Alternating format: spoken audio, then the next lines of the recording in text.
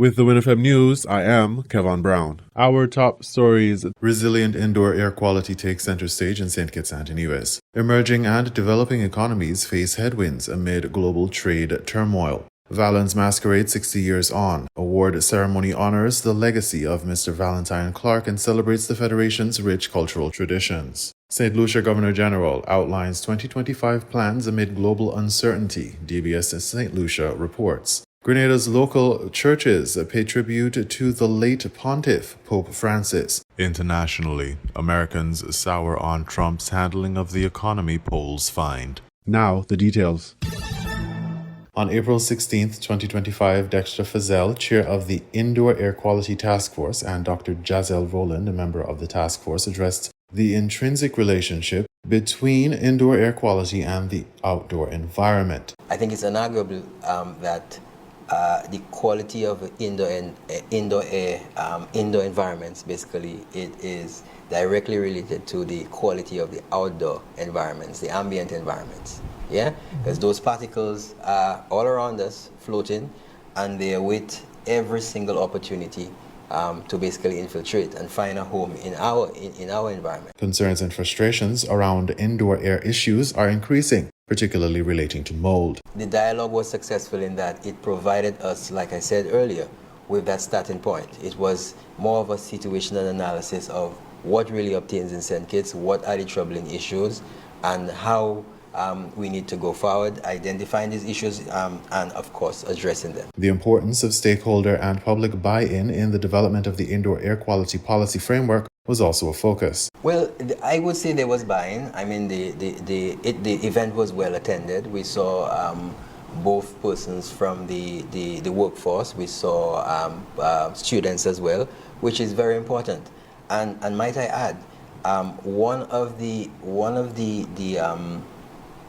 strategies that we're exploring with the policy would be to sort of engage the upcoming generation. He elaborated on educational outreach, sharing how architectural design students at the Clarence Fitzroy Bryant College, CFBC, are being introduced to the concept of indoor air quality, noting the architectural design studies. Okay. Right? So how do we program, how do we sort of align the upcoming generation, right, to begin to think of issues of indoor air quality, right? When asked about urgent indoor air quality challenges facing the Federation, Fazell pointed to mold as a central concern. I think the issue of mold is one of the most significant issues that occupies the minds of individuals, and of such, it actually legitimizes the whole idea of putting this draft policy in place, yeah, because we have agreed that there is a problem and there is an actionable solution underway to basically address some of these issues. He further explained that this problem is common across the Caribbean due to shared tropical climates. We crave a cooler indoor environment. Most persons can't live without AC units. The AC unit itself can present a significant challenge as well, because we need to deal with the humidity, we need to deal with the moisture, right? So it's definitely, like I said, one of the most significant issues confronting us. From the health perspective, Dr. Rowland shared insights based on her work in the emergency room, noting examples such as asthmatics affected by burning cane fields and construction dust. She also confirmed robust data collection protocols within the healthcare system. Yes, actually. All charts are reviewed and the information is collected, statistical data, everything, and it's passed on. On early warning signs of poor indoor quality, Dr. Rowland cautioned that signs are often subtle and must be viewed as a pattern rather than isolated symptoms. Well, yes, there are general signs, but I must say it's not just the signs, it's more like a combination of the signs, a pattern, and they exist without any clear cause. For example, drowsiness, nausea, difficulty breathing, worsening asthmatic conditions, irritation to the eyes, the ears, irritation to the eyes, the nose, and the throat as well. Persons may have frequent headaches, skin dryness, irritation. She emphasized that these symptoms could be mistaken for other ailments, reinforcing the importance of context and collective experience. Dr. Rowland also detailed the long-term health risks associated with poor air quality, particularly for vulnerable groups. In terms of children can have developmental effects. Their concentration can be reduced, therefore their learning ability can be affected, and those with asthmatics would have worsening. The asthma condition can be worsened. In terms of elderly, long-term exposure may increase the risk of dementia, and there may be a mental decline. Also, it increases their risk. They have a higher risk of developing heart and lung diseases as well. Now, persons where you have more vulnerable populations like respiratory ailments, the pollutants can actually weaken the lung defenses. Hence, you have an increased risk of lung infections. And these persons with respiratory ailments, they are sensitive to these pollutants. Hence, they're prone to infections as well. And also we can include persons with weaker immune systems, such as cancer patients living with HIV. When asked about advice for caretakers of such vulnerable groups, Dr. Rowland stressed the importance of routine maintenance. Yes, as we said before, regular cleaning, monitoring those with the air conditioning units, keep a maintenance schedule as well. Turning the focus back to the broader environmental context, Fazel discussed the intersection of climate change and indoor air quality in the Federation's tropical setting. Well, I will start with the latter. I think we do have a very robust building code, and I think you probably heard it already. The construction practices in St. Kitts and Nevis rank one of the highest in the region.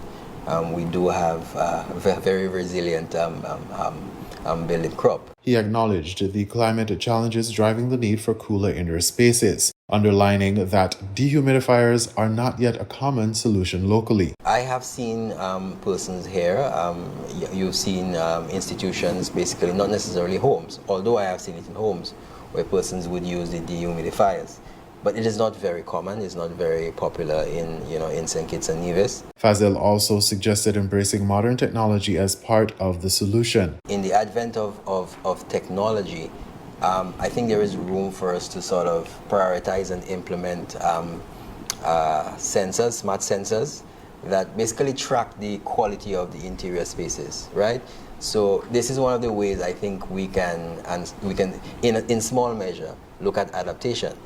We need to understand where we are in order to basically effectively treat the spaces that we occupy. When questioned about the current collaboration between architects and builders to promote climate-resilient, low-emission construction practices in support of the government's Sustainable Island State agenda, Fazel acknowledged the need for stronger partnerships. Currently, we don't necessarily have any formal agreements and formal understandings between the Institute of Architects and the Contractors Association. A few years ago, I served as the vice president of said institute, and one of the agenda items would have been to sort of reinforce our alliances, with third-party practitioners, including contractors. I do think there is room for improvement. I think that we need to sort of sit around one table so that we can sort of help support each other, right?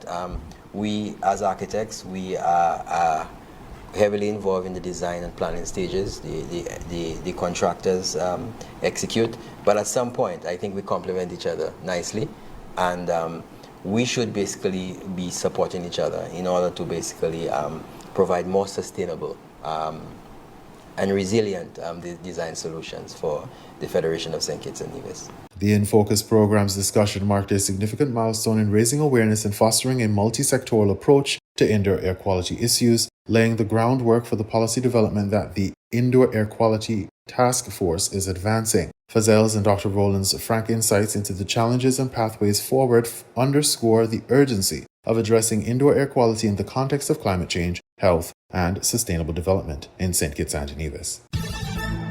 The International Monetary Fund, IMF's latest World Economic Outlook, released on April 22, 2025, underscores a shifting global economic landscape that poses significant challenges for emerging and developing economies, including small island developing states, SIDS, like St. Kitts and Nevis. The biannual report produced by the IMF's research department provides a comprehensive overview of economic growth, inflation, and other key global macroeconomic indicators, serving as a vital reference for the International Monetary and Financial Committee's deliberations and IMF's global surveillance efforts. Pierre-Olivier Gunrinches, chief economist and director of the research department at the International Monetary Fund, highlighted the profound transformation underway. The landscape has changed since our last World Economic Outlook update in January. We're entering a new era as the global economic system that has operated for the last 80 years is being reset. Since late January, many tariff announcements have been made, culminating on April 2nd with near universal levies from the United States and counter-responses from some trading partners. The US effective tariff rate has surged past levels reached more than 100 years ago, while tariff rates on the US have also increased. The dramatic escalation in tariffs, coupled with rising policy uncertainty, threatens to significantly slow global growth. The IMF's reference forecasts incorporating trade policy changes up to April 4, 2025, projects global growth to slow to 2.8% for 2025 and recover marginally to 3% in 2026. These figures reflect a cumulative downgrade of approximately 0.8 percentage points from January 2025 estimates. The report also underscores the sharp contraction anticipated in global trade growth, which is expected to more than halve from 3.8% in 2024 to just 1.7% this year. For emerging and developing economies, the outlook is particularly sobering. Growth is forecast to slow to 3.7% in 2025 and inch up modestly to 3.9% in 2026, with pronounced downgrades for countries most impacted by recent trade measures, such as China. All countries are negatively affected by the surge in trade policy uncertainty, as businesses cut purchases and investment, while financial institutions reassess their borrowers' exposure. Uncertainty also increases because of the complex sectoral disruptions that tariffs could cause up and down supply chains, as we saw during the pandemic. In the context of Latin America and the Caribbean region, which shares economic linkages with the small island developing states, the IMF report highlights a nuanced picture. Growth remains driven primarily by consumption, buoyed by resilient labor markets, though investment continues to falter. So for Latin America as a whole, we're seeing activity that is largely driven by consumption on the back of resilient labor markets, while investment remains somewhat sluggish. And the slowdown in our projection reflects the impact of tariffs and the global growth slowdown, of course, which is also affecting countries in the region, policy uncertainty, and the withdrawal of fiscal stimulus and in some countries, monetary policy tightening. Petia Koiva Brooks, Deputy Director at the IMF's Research Department, added insight into inflation dynamics that complicate the policy landscape. The disinflation process has also slowed a bit, and this is also makes the policy trade-offs a bit more complicated, with growth slowing down and at the same time, having still challenges on the inflation side. Small island developing states, while not always separately quantified in global forecasts, often share vulnerabilities characteristic of low-income and emerging market groups. The challenges surrounding financial flows and exposure to commodity price swings, as described in the IMF's report, are particularly salient to these nations. Regarding low-income countries as a group, Gurinchas noted, Low-income countries as a group, we are also seeing a downgrade, and which we report in our report of 0.4 percentage points. We're expecting growth of 4.2% in 2025. So the 0.4 is very similar to what we're seeing at the aggregate level, 0.5. So from that perspective, it looks quite the same. However, there are also a lot of differences across countries. And when we look more carefully, you might see some vulnerable countries, especially in sub-Saharan Africa, but elsewhere as well, who could face very challenging conditions as a result of the tariffs in an environment in which many of the countries, low-income countries, have been facing a funding squeeze for a number of years now. Private capital flows to this region have been drying up or have been coming on very expensive terms. We're seeing a drying up also of some official aid flows. So some of these countries have very limited fiscal space. They're in a situation where the situation could become more challenging. The IMF's assessment further highlights diversifying impacts depending on countries' commodity profiles. Now, on the flip side, the fact that we're seeing commodity prices coming down for many commodities will help some of them, the commodity importers in that group, will hurt the ones who are commodity exporters. And there are a number of countries among the low-income group that are commodity exporters. So that's adding some additional pressure on them. The broader implications for small island developing states are clear. These economies, often reliant on equitable trade relations and external support, face intensified risks from global trade disruptions and tightening financial conditions. Reduced private capital flows and official aid against a backdrop of elevated debt levels and limited fiscal space threaten to constrain investment in crucial sectors including infrastructure, healthcare, and climate resilience. Risks to the global economy have increased and are firmly to the downside.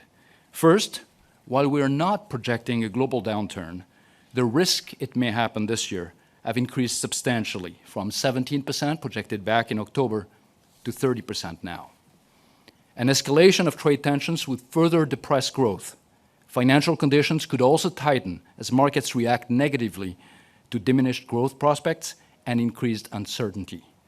On the flip side, growth prospects could immediately improve if countries ease from their current trade policy stance and promote a new, clear, and stable trade environment. The IMF's policy guidance emphasizes the importance of international cooperation and sound domestic policies in navigating these turbulent times. Our recommendations call for prudence and improved collaboration. Let me outline some key ones. First, an obvious priority is to restore trade policy stability. The global economy needs a clear, stable, and predictable trading environment, one that addresses some of the long-standing gaps in international trading rules. Monetary policy will need to remain agile and respond by tightening where inflation pressures re-emerge while easing where weak demand dominates. Monetary policy credibility will be key, especially where inflation expectations might de-anchor, and central bank independence remains a cornerstone. Many fiscal authorities will face new spending needs to bolster defense spending or to offset the trade dislocations likely to come. Some of the poorest countries, also hit with reduced official aid, could experience that distress. Yet, debt levels are still elevated, and most countries still need to rebuild fiscal space, including by implementing structural reforms. Support, where needed, should remain narrowly targeted and temporary. It is easier to turn on the fiscal tap than to turn it off. Where new spending needs are permanent, as for defense spending in some countries, planning for offsetting cuts elsewhere or new revenues should be made. Finally, even if some of the grievances against our trading system have merit, we should all work towards fixing the system so that it can deliver better opportunities to all. As emerging and developing economies, including small island developing states, confront these unprecedented headwinds, the IMF's outlook underscores the delicate balancing act ahead. Navigating uncertainty, trade tensions, and fiscal constraints while safeguarding growth and stability will require sustained global cooperation and decisive national policy action in the months and years to come.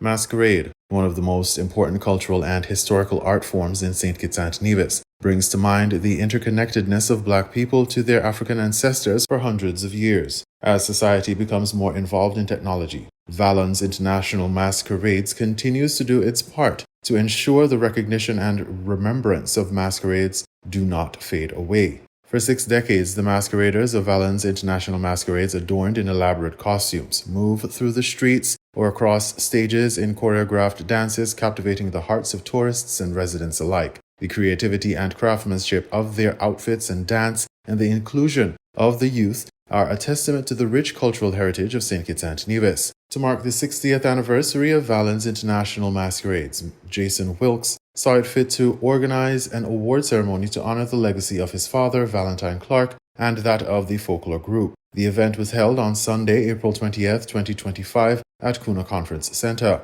Several awards were presented to key members and supporters of the Masquerade group. The Founders Award was presented to Valentine Clark, founder of Valens International Masquerades. The Leadership Award was presented to Jadian Hobson, captain of Valens International Masquerades. The Trendsetter Award was presented to Caden Bradshaw, dancer of the Guardians Masquerade. The Gallantry Award was presented to Sanjata Herbert, dancer of the Guardians Masquerades. The Noble Award was presented to Tyrell Bradshaw, dancer of the Guardians Masquerade. The Optimist Award was presented to Azaria Herbert, dancer for the Guardians Masquerades. The Creativity Award was presented to Lawson Wilkes, lead drummer of the Valens International Masquerade. The Most Present Award was presented to Donald Davis, dancer of the Valens International Masquerade. The Most Improved Award was presented to Bruce Moses Jr., dancer of the Valens International Masquerades. 2 masquerade moms were presented with awards at the ceremony. Cindy Herbert received the Most Supportive Parent Award, and Sharon Rogers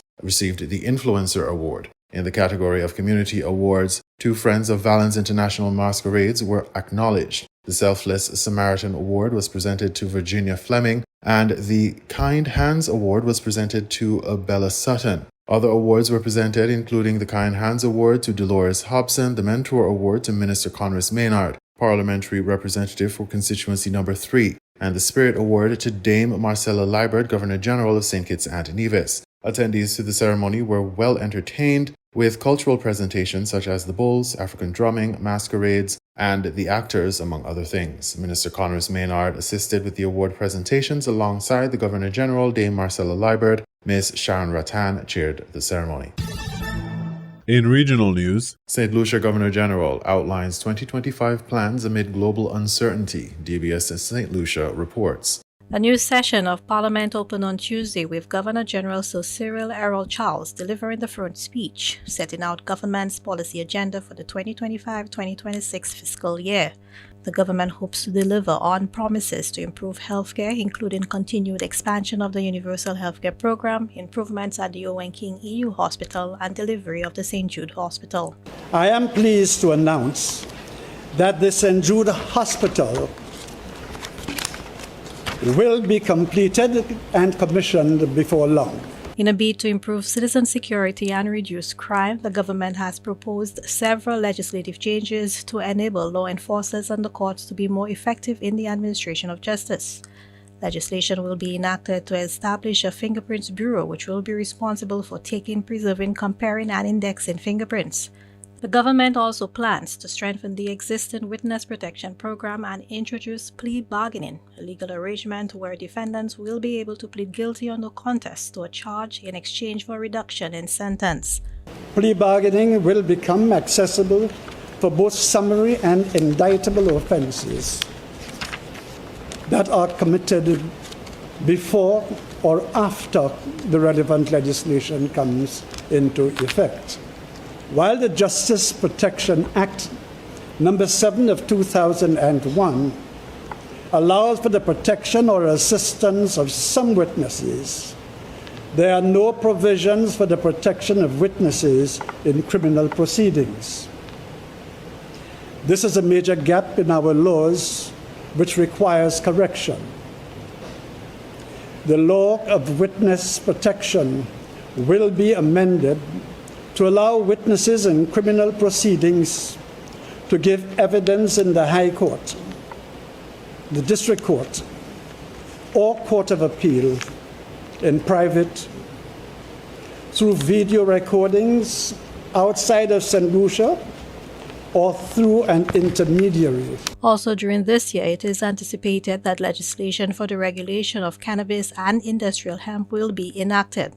Several infrastructural projects have been earmarked for the 2025-2026 fiscal year. Ongoing and proposed major infrastructure expansion will include roads and bridges, school plant and equipment, fifth finger of the OKU Hospital, Universal Healthcare Program, the cruise port, Huonora International Airport, IT infrastructure, hotels and the recommencement of the Vieux-Fort Administrative Complex. The Governor General also announced the commencement of work on the Halls of Justice, which will be constructed on the site of the former Education Ministry building and the Ajoda lot. For the DBS News World, Zane Romulus reported. Grenada's local churches pay tribute to the late Pontiff, Pope Francis. Grenada Broadcasting Network has that story. Closer to home, the Roman Catholic community in Grenada and around the world is mourning the passing of the 88-year-old pontiff who died on Easter Monday. He is being remembered by many as a humble and peaceful leader. Bishop Clyde Harvey of the Diocese of St. George's, Grenada, reflected on the Pope's legacy, describing him as a man of deep humility and peace. Basically, it's both a day of sadness and a day of thanksgiving, a time of sadness and a time of thanksgiving. You know, because you've lost somebody who was an exemplar in so many different ways. His love for the poor, his understanding of the compassion of Jesus. You know, mercy was his second name. Would I remember him as a man who was in love with God and in love with people? A special service, Bishop Harvey says, will be held tomorrow evening at the cathedral in honor of the late Pope, followed by a mass later in the week for the repose of his soul. Father Marcian Rumik, parish priest of the Blessed Sacrament Church in Grand Dance, described it as a very sad moment for the church, noting the deep sense of loss throughout the Catholic community. It is a very sad moment, and it is a very shocking moment at some point as well. Although we knew that he has a problem with his health, I think no one expected that he will die so quickly, because even yesterday he was at St. Peter's Square. He was giving the blessing, Easter blessing, Urbi and Orbi, to the people. So it's a moment of sadness and grief. At the same time, him passing technically on the solemnity of Easter, because we are in the octave of Easter, it's like the one day, is giving a lot of hope. It's like the sign. Easter is resurrection, Easter is life. Additionally, several Catholic churches hold their annual harvest celebrations on Easter Monday, with the Blessed Sacrament Church being among them. However, this year's event was cancelled out of respect for the passing of the Pope. Parish priest Father Marcian Rumik assured parishioners that the efforts made in preparing for the harvest will not go to waste, and alternative plans are being considered. This morning we had received the message from Bishop that all festive activities should be cancelled in our church. That includes harvest. So we are following that instruction with the understanding that this is a moment of grief. This is a moment of sadness. The ministry of Pope Francis was focused on the people in need, on the poor, of the marginalized. So we think that the best way of honoring him in that situation right now, when already a lot of things has been prepared, will be to share that with the people in need. Prime Minister Honorable Deacon Mitchell is also remembering Pope Francis. A statement from the Prime Minister's office reads in part, and I quote, "It is with great sorrow that I extend heartfelt condolences on behalf of the government and people of Grenada on the passing of His Holiness, Pope Francis." Pope Francis, who passed away on Easter Monday at the age of 88, was considered by many a moral giant of her time. He was a humble servant leader, a voice for the poor and marginalized, whose life was defined by compassion and justice. His voice resonated far beyond the walls of the Vatican region and in the hearts of people across the Catholic faith. He championed peace and unity and was a true advocate for preserving the earth, which is our home. His leadership inspired millions to see the world not through the lens of division, but through the eyes of mercy and love. Even in his time of illness, Pope Francis dared to serve with courage and humility. This should be a lesson for us all to follow. To the global Catholic community, and especially to the brothers and sisters of the Catholic faith here in Grenada, we share in your grief and lift you up in our prayers during this time of mourning. The funeral of Pope Francis will take place on Saturday morning. Cardinals have been meeting to set up details for the days ahead. The Vatican said the 88-year-old died from a stroke and subsequent heart failure on Easter Monday. A conclave, which is the process to select a new pope, will be held in the coming weeks. Christina John, GBN News. We now bring you these international reports. This was a movement like nobody's ever seen before. U.S. President Donald Trump was elected on the hope he would fight inflation and boost the economy. But as his 100th day in office approaches, Americans are giving him poor marks in both those areas. A Reuters Ipsos poll this week showed that just 37% of Americans approve of Trump's handling of the economy, down from the first days of his presidency, in which he promised to bring about a golden age of America. Trump has kicked off his term with an aggressive economic agenda, sparking trade wars as he slaps tariffs on trading partners and setting off the worst sell-off in U.S. financial markets since the start of the pandemic 5 years ago. Now, 3/4 of the poll respondents said they worried a recession was coming. And more than half of the respondents, including 1 in 4 Republicans, said Trump's moves to shake up the economy are, quote, too erratic. Trump has also rattled markets by intimating he could fire Federal Reserve Chair Jerome Powell, the nation's top official tasked with controlling inflation. But on Tuesday, Trump pulled back on that threat. I have no intention of firing him. Trump has also pressured the Fed to lower interest rates, but Powell, like Wall Street economists, has said that Trump's moves to raise tariffs could push inflation higher. To be sure, a large swath of the country still backs Trump, many fervently. But despite his widespread party support, the poll showed that 1 in 3 Republicans said their cost of living was on the wrong track. As one senior fellow at a conservative think tank put it, quote, "Everything that's supposed to be up is down. Everything that's supposed to be down is up." Russian President Vladimir Putin told a meeting of the State Military-Industrial Commission Wednesday that Russian armed forces were still short of certain weapons, including drones, despite a big boost in production. The discussion occurred the same day Ukrainian officials said a Russian drone hit a bus, killing 9 workers, as the war between the two countries continues. Reuters was able to confirm the location of the video from the corroborating aftermath photographs from the State Emergency Service of Ukraine. Meanwhile, U.S., Ukrainian, and European officials held meetings on Wednesday to try to get peace talks back on track, after the cancellation of U.S. Secretary of State Marco Rubio's trip raised questions over how much progress was being made. The director of the Russian and Eurasia program at Chatham House, James Nixie, was not optimistic. I think really we're heading away from negotiations right now and back into conflict without a foreseeable end.